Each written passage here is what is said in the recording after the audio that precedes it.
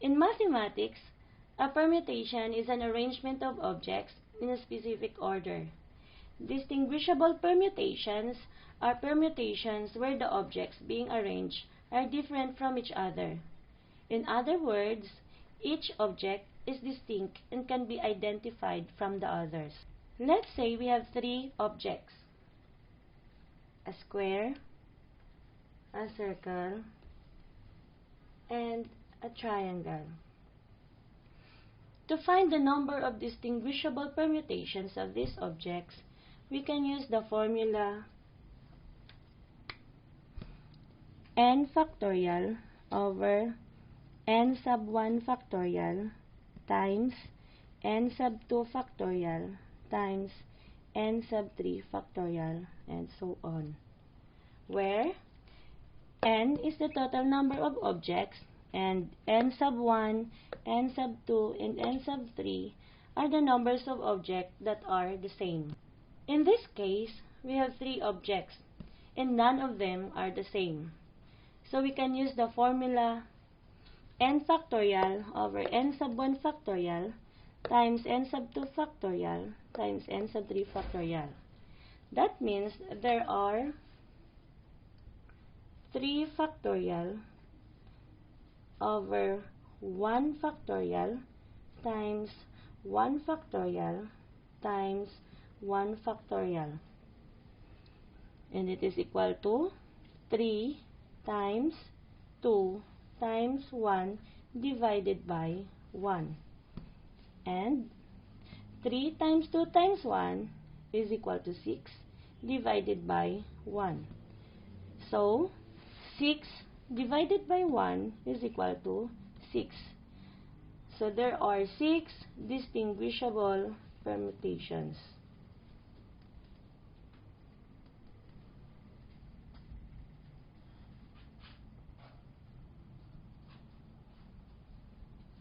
Let us list out all the permutations. We can start with the first object, the square, and then list out all the permutations with the other two objects, the circle and the triangle. So this square will be paired with circle and triangle, and the other one with triangle and circle. Then we move on to the second object, the circle.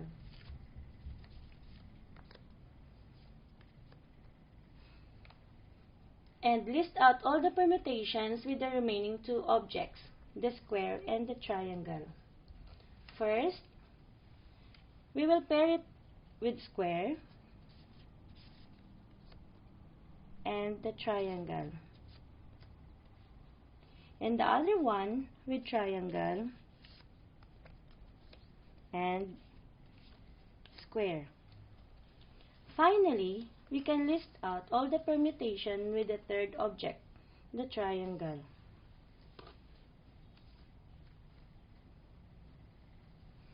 With the remaining two objects, the square and the circle, we will pair it first with the square and the circle, and the other one with circle and square.